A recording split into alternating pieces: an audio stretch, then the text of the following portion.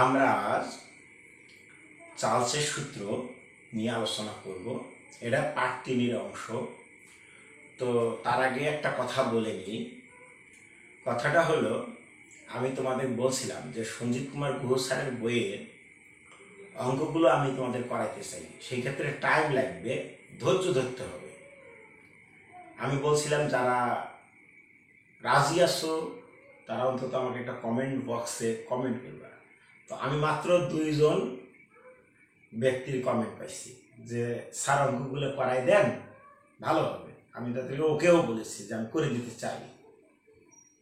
এবং সঞ্জিত কুমার গুহের বইয়ে একসাথে মানে আমি বলছিলাম যে আসলে এই অধ্যায়টা বিশেষ করিয়া ম্যাথমেটিক্যাল টার্ম এর একটা অধ্যায়। এই অধ্যায়টা এখান থেকে করলে মানে ম্যাথটা আমি কিন্তু তোমাদের দেখো তড়িৎ রসায়নের ম্যাথও আমি সঞ্জিত কুমার গুহ এবং অক্ষরপত্র থেকে করার চেষ্টা করছি। আমি চাচ্ছি যে এই ম্যাথগুলো তোমরা করো। এতে বিশেষ করে যারা ইঞ্জিনিয়ারিং পরীক্ষা দিতে ইচ্ছুক তাদের জন্য অনেক সুবিধা হবে।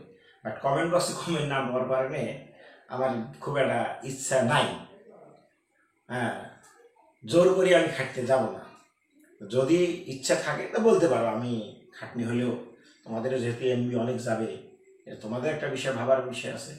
আর যদি বলো যে না দাদা আপাতত আমাদের একটা বই কমপ্লিট করে দেন, তো একটা জিনিস সহজ, যে তুমি সঞ্জিত কুমারের গুহের বই বের করে অঙ্কগুলো যদি করে আমি যে নিয়মগুলো শিখেছি দেখবে প্রায় সেম, 1-2টা অঙ্ক একটু 19-20 আছে, বা সেটা তোমরা করে দিলে আমি সেটা করে দিলে আরো সোজা।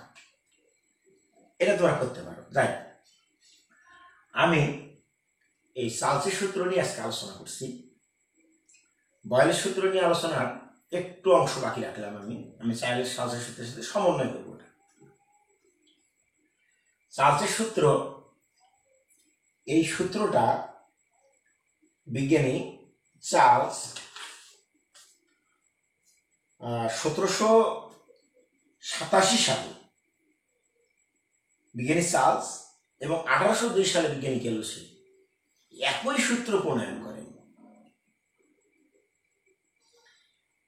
কিন্তু যেহেতু চার্লস এই সূত্রের আগে মানে এর সমাধানটা এর সবকিছুটাই মোটামুটি চার্লস থেকে পাওয়া যায়, এই জন্যে চার্লসের এই সূত্র মানে এই সূত্রটাকে মোটামুটি গ্যালোসিকের সূত্র না বলে চার্লসের সম্মানার্থে চার্লসের সূত্র বলা হয়। তবে কোথাও কোথাও এটাকে গ্যালোসিকের সূত্র বলিয়েও উল্লেখ করা হয়। তো যাই হোক, সে সূত্রটা কি? সূত্রটা বলছে যে এমনিতে নর্মালি স্থির তাপমাত্রায় স্থির চাপে নির্দিষ্ট ভরের গ্যাসের আয়তন, আমরা জানি 3টা অপেক্ষকের পি এখানে অনুপস্থিত, পি স্থির। তাহলে স্থির চাপে নির্দিষ্ট ভরের গ্যাসের আয়তন তার পরম তাপমাত্রার সমানুপাতিক। কি তাপমাত্রা? পরম তাপমাত্রা। পরম তাপমাত্রা জিনিসটা কি আমরা সেটাও আলোচনা করব। তাহলে স্থির চাপে নির্দিষ্ট ভরের গ্যাসের আয়তন তার পরম তাপমাত্রার সমান, অর্থাৎ তাপমাত্রা যদি বাড়া আয়তন বাড়বে, কমাইলে আয়তন কমবে। আচ্ছা, এইটাই গেল আমাদের কার সূত্র? চার্লসের সূত্রের সেই মূল থিমটা। কিন্তু মূল সূত্রটা কি? মূল সূত্রটা আমি লিখে দিয়েছি। স্থির চাপে নির্দিষ্ট ভরের, কি বললাম? স্থির চাপে নির্দিষ্ট ভরের কোন গ্যাসের আয়তন গ্যাসের তাপমাত্রা প্রতি ডিগ্রি সেলসিয়াস বৃদ্ধি করলে অথবা হ্রাস করলে কোন গ্যাসের আয়তন 0 ডিগ্রি সেলসিয়াস তাপমাত্রায় নির্মিত গ্যাসের আয়তনের 1/273 অংশ বৃদ্ধি পায় অথবা হ্রাস পায়। এটা হচ্ছে চার্লস বা গ্যালোসিকের সেই সূত্র। তাহলে কথাটা কি দাঁড়াইল আমরা একটু বুঝি। স্থির চাপে, এখানে আমাদের পি স্থির, নির্দিষ্ট ভর ভর নির্দিষ্ট রাখতে হবে, কারণ ভর কম বেশি হলেও আমি গতদিনে বলছিলাম গ্যাসের সূত্রগুলো প্রযোজ্য হবে না।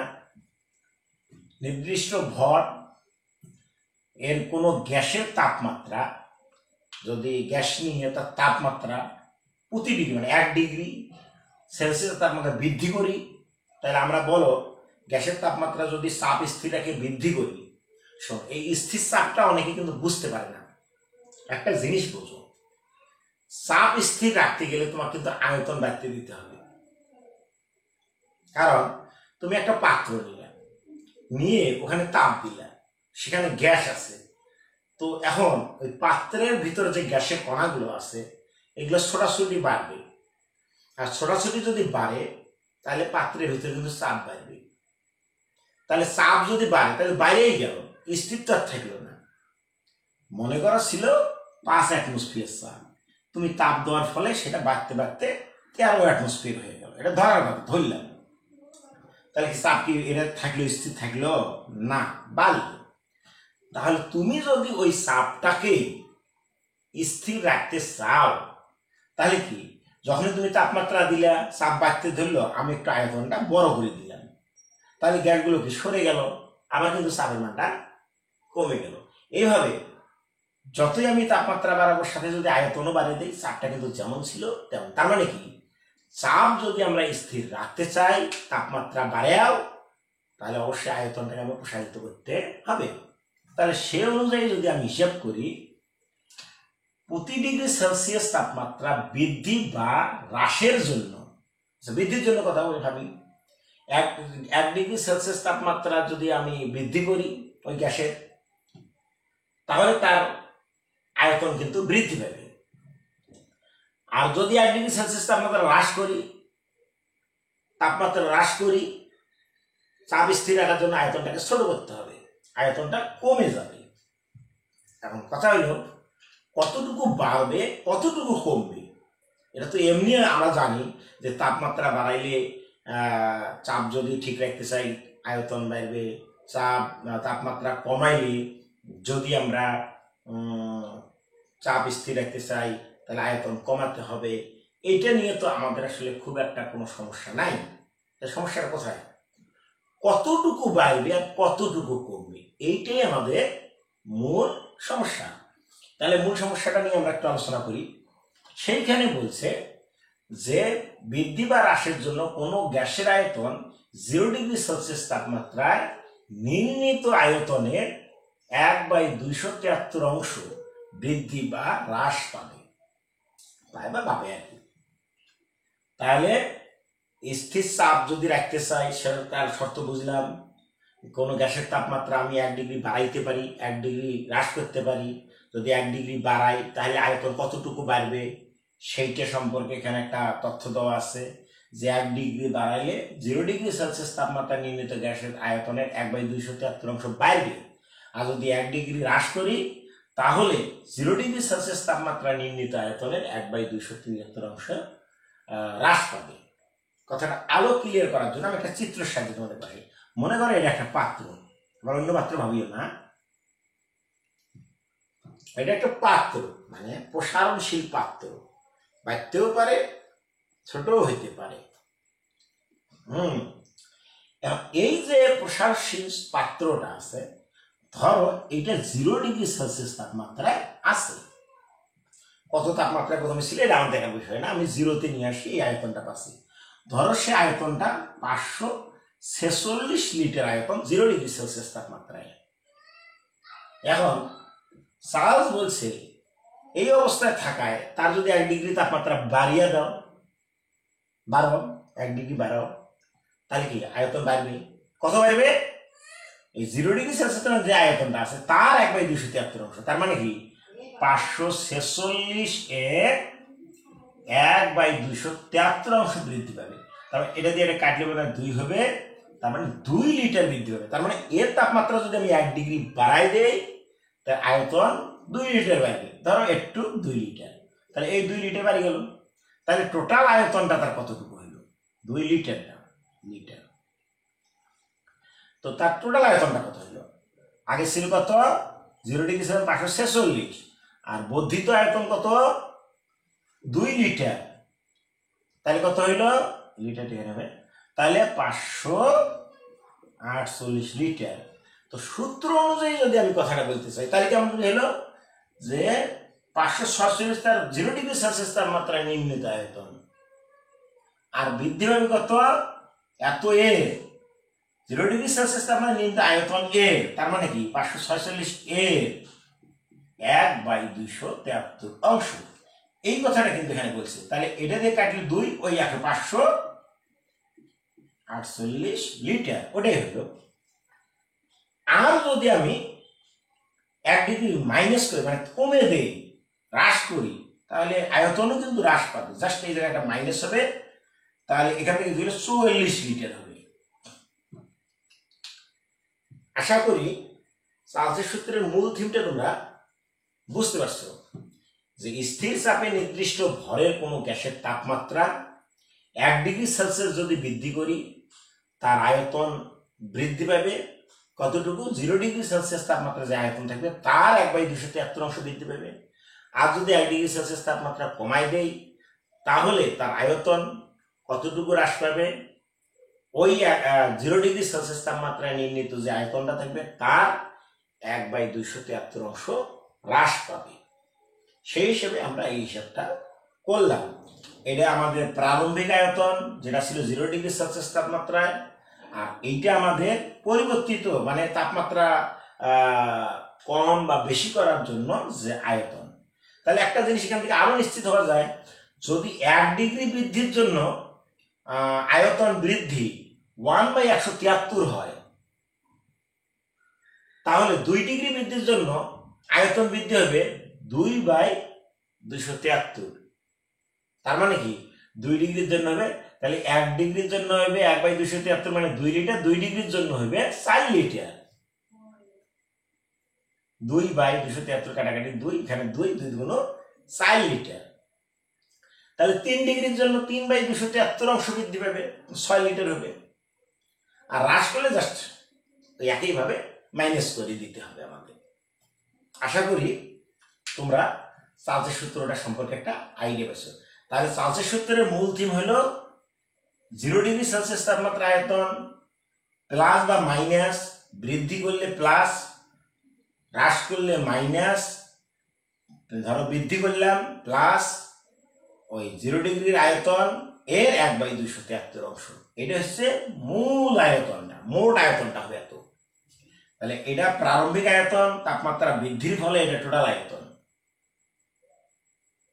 এটা হলো আমাদের চার্লসের সূত্র। এখন এই চার্লসের সূত্র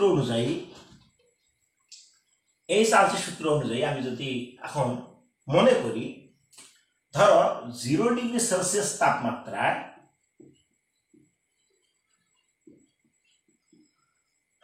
কোন গ্যাসের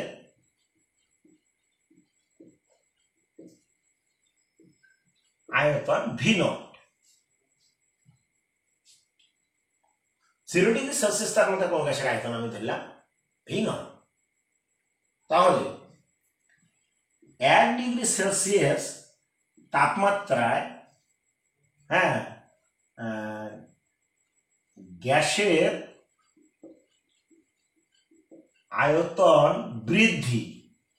তো আয়তন 1 ডিগ্রি সেলসিয়াস তাপমাত্রা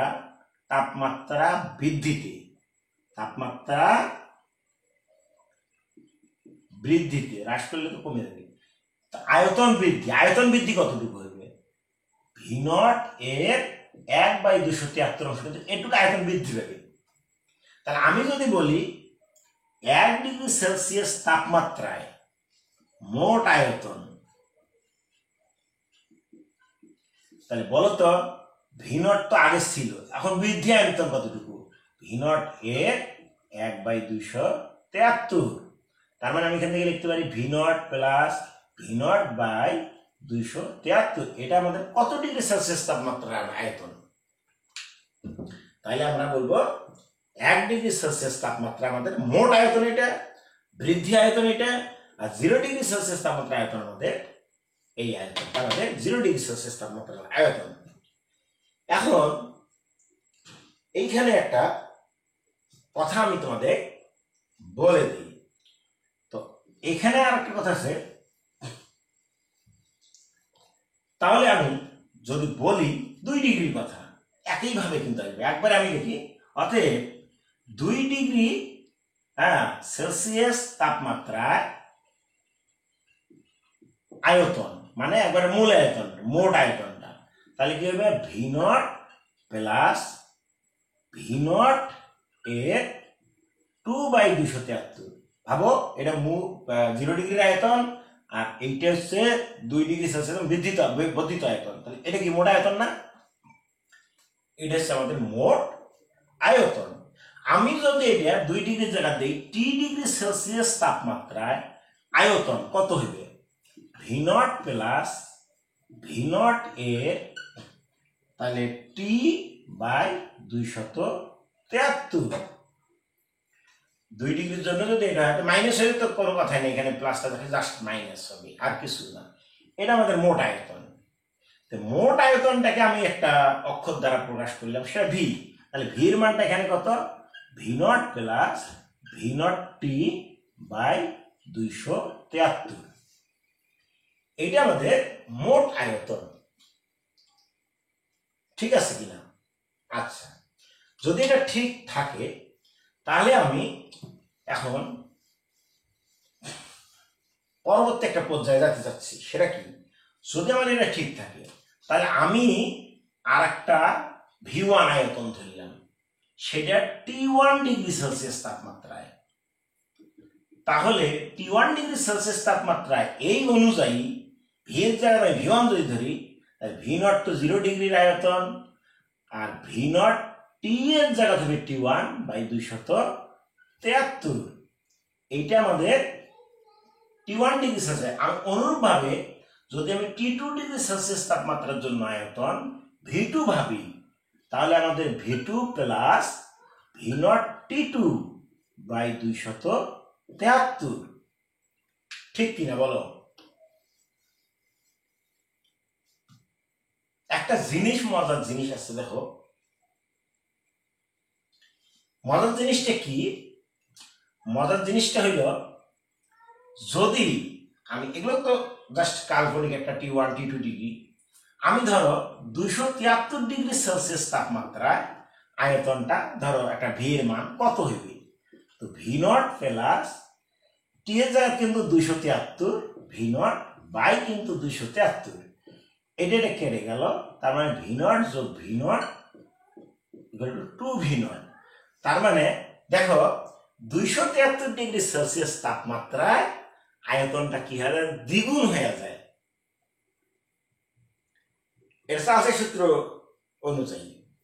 আবার যদি আমি -273 ডিগ্রি সেলসিয়াস তাপমাত্রা করি, নিঃসন্দেহে এখানে একটা মাইনাস চলে আসবে।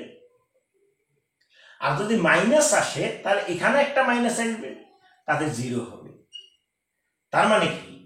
-273 ডিগ্রি সেলসিয়াস তাপমাত্রায় চার্লসের সূত্র অনুযায়ী কোন গ্যাসের আয়তন 0 হয়ে যায়। বাস্তব সম্ভব? কারণ এই -273 ডিগ্রি সেলসিয়াস তাপমাত্রায় যাওয়ার অনেক পূর্বেই গ্যাসটা তরল হয়ে যায়। তো গ্যাসের যে সংকোচনের কথা উনি যেভাবে হিসাব করে দিচ্ছে, যেভাবে গ্যাস হলে এইভাবে সংকুচিত হয়, যখনই গ্যাসটা তরলে পরিণত হবে, তরলের সংকোচন আর গ্যাসের সংকোচন কিন্তু এক হবে না। কাজে এইটার কোনো ভিত্তি নাই, এটা একটা কল্পনার যোগ্য, জাস্ট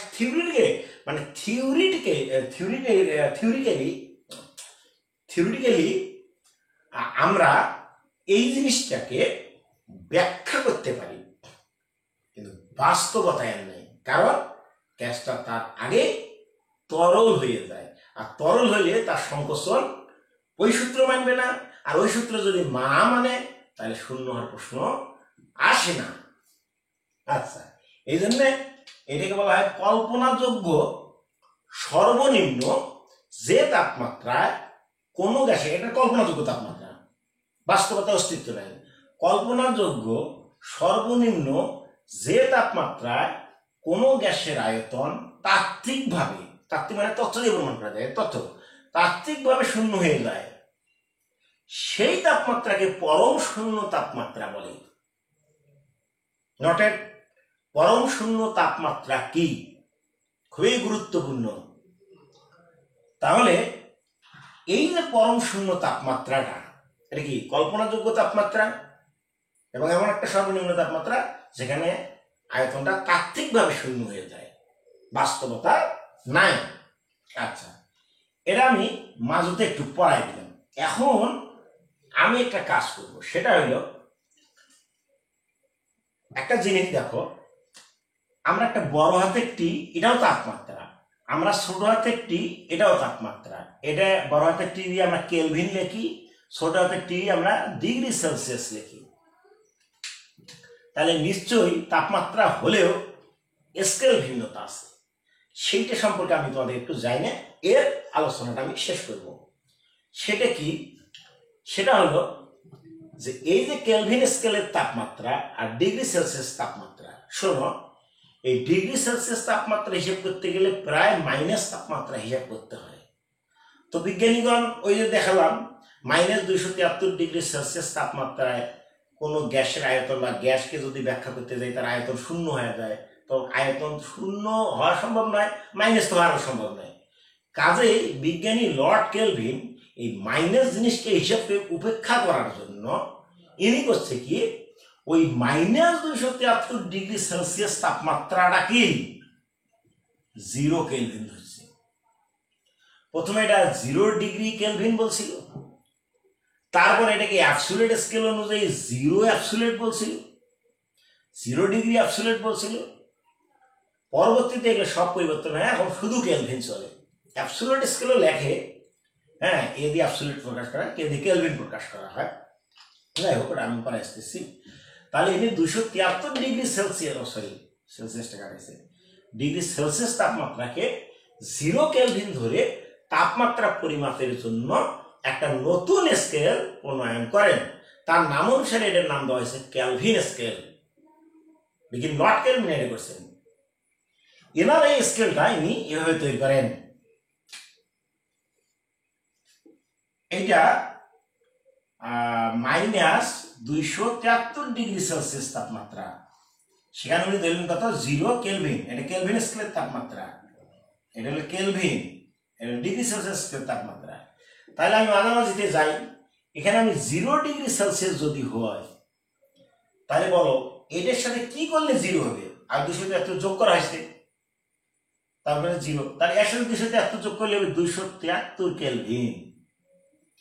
আমি অনুরূপ ভাবে যদি এই কর্নারে যাই, ধরো এটা টি ডিগ্রি সেলসিয়াস তাপমাত্রা, তাহলে এখানে সেই তাপমাত্রাটা কত হবে?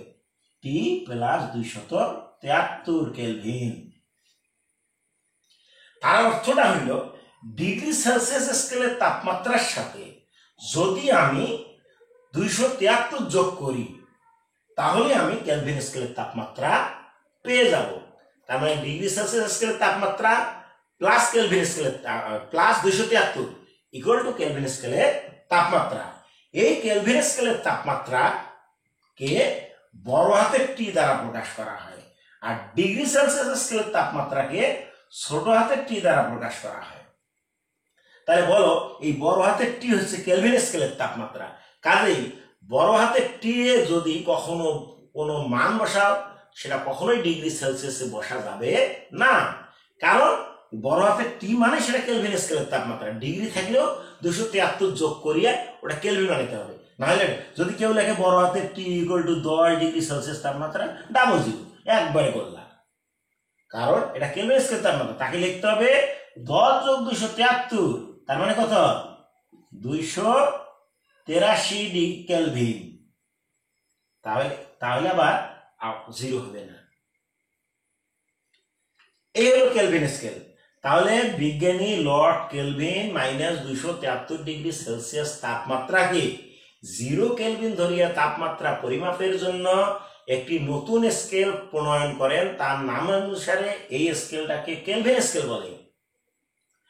মূল স্কেল অর্থাৎ ডিগ্রি সেলসিয়াস স্কেল এর সঙ্গে কেলভিন স্কেলের তাপমাত্রার পার্থক্য হচ্ছে 273। সুতরাং ডিগ্রি সেলসিয়াস স্কেলের সাথে 273 যোগ করে কেলভিন স্কেলের তাপমাত্রাটা পাওয়া যাবে। এই কেলভিন স্কেলের এই তাপমাত্রাটাকে ইংরেজিতে অ্যাবসোলিউট স্কেলের টেম্পারেচারও বলা হয়। এই জন্য এটা টি কেলভিন অথবা টি অ্যাবসোলিউট দ্বারা প্রকাশ করা হয়। এটা নোট করে রাখবেন, একে টি কেলভিন অথবা টি অ্যাবসোলিউট দ্বারা প্রকাশ করা হয়ে থাকে। কোন স্কেলের তাপমাত্রাকে? এই কেলভিন স্কেলের তাপমাত্রাটাকে। এখন তাহলে আমরা একটা জিনিস বুঝলাম, টি হচ্ছে সেই পরম তাপমাত্রা, অ্যাবসোলিউট টেম্পারেচার মানে পরম তাপমাত্রা। তাহলে এটা হচ্ছে ডিগ্রি সেলসিয়াস স্কেলের তাপমাত্রা, বড় হাতের টি হচ্ছে কেলভিন স্কেলের তাপমাত্রা বা অ্যাবসোলিউট স্কেলের তাপমাত্রা বা পরম তাপমাত্রা। তাহলে পরম তাপমাত্রা মানে আমরা বুঝে গেলাম বিষয়টা, যে পরম তাপমাত্রা জিনিসটা আমাদের কি। এখন আমি কেন এটা করলাম একটু দেখো। আমি এটাকে 1 নম্বর সমীকরণ দিলাম, এটাকে আমি 2 নম্বর সমীকরণ দিলাম। আমি করব কি, 1 কে 2 দ্বারা ভাগ করব। তাহলে v1 by v2 equal to v0 plus v0 t1 by 273 নিচে হইল v0 plus v0 t2 by 273। এখন আমরা লসাগু করব।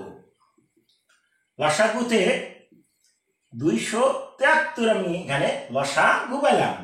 তাহলে আমরা এখানে করবো কি 273 v0 প্লাস v0 t1। এখানে লসাগু আমাদের 273, লসাগু না বুঝলে আবার 1 2 তে ভর্তি হতে পারো তোমরা।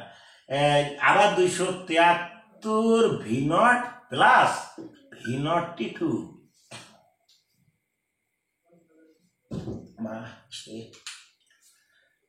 তাহলে এই যে জিনিসটা সমস্যা নেই, মশাই দিলাম দিয়ে আমি v1 বাই v2 সমান, আমি কি করলাম, এটা এটা কেটে যাবে, বুঝো তো, গুণ করে উল্টে উল্টি করা, না বুঝলে দেখ, না বুঝলে নাই, এইটা এইটা কেটে গেল।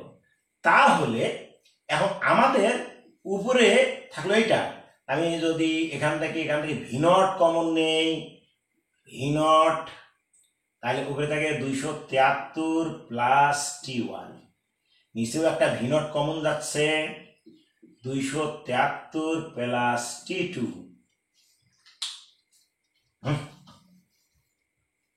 এখন একটা জিনিস দেখো, এই v0 নাই, তাহলে v1 বাই v2 সমান, সাজে লিখলাম একটু, t1 প্লাস 273 লিখলাম, মন খারাপ করার কিছু নাই, t2 প্লাস 273 লিখলাম, প্লাস করে দিলাম।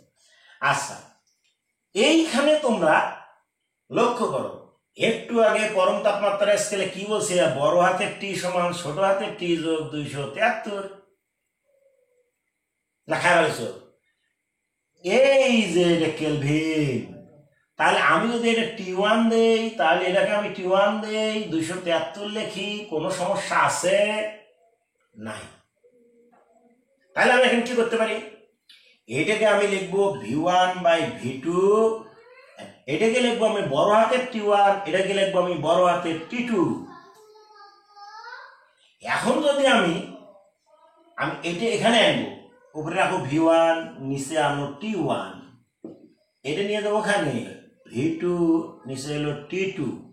তার মানে v1 বাই t1 এর মানও যত, v2 বাই t2 মানও তত।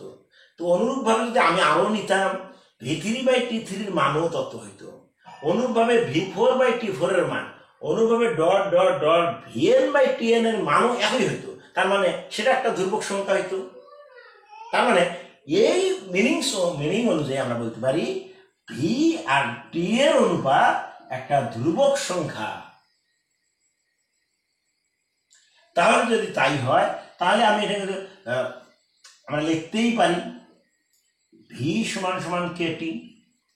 যদি আমি সমানুপাতিক ধ্রুবক তুলে দেই, আর চাপ স্থির কিন্তু সূত্রে প্রথমেই বলা হয়েছে স্থির চাপের সূত্র দিয়ে, তাহলে স্থির চাপে নির্দিষ্ট ভরের কোনো গ্যাসের আয়তন তার পরম তাপমাত্রার সমানুপাতিক। পরম তাপমাত্রার কথাটা আমি ক্লিয়ার করে দিয়েছি, পরম তাপমাত্রা সমানুপাতিক।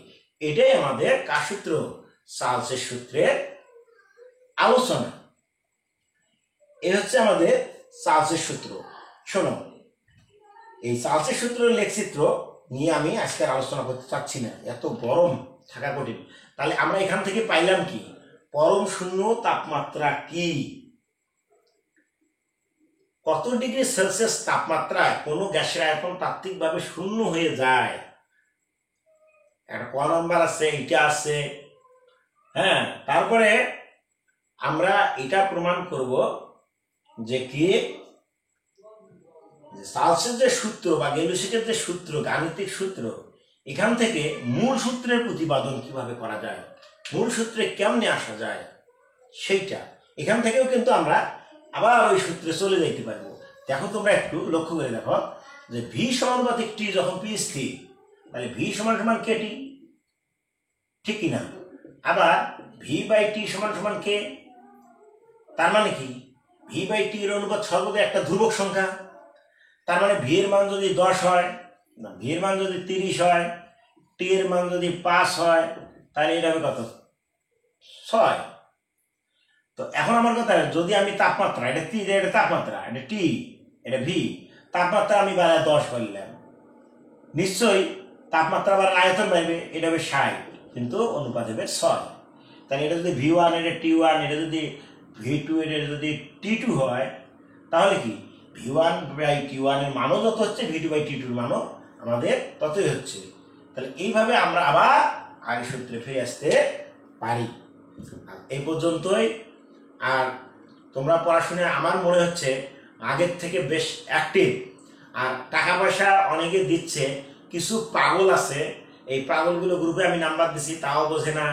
হ্যাঁ, আমার এই যে নাম্বারটা আমি আজকে এখানে লিখে দিলাম 01716386149।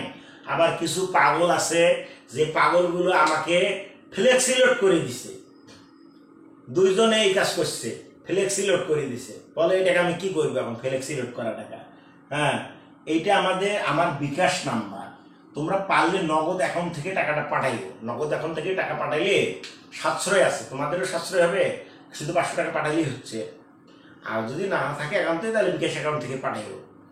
তাই সেই ক্ষেত্রে তোমরা অন্তত 505 টাকা হলেও দিও, তাও আমার কিছু লস হয়, আমরা মেনে নেব।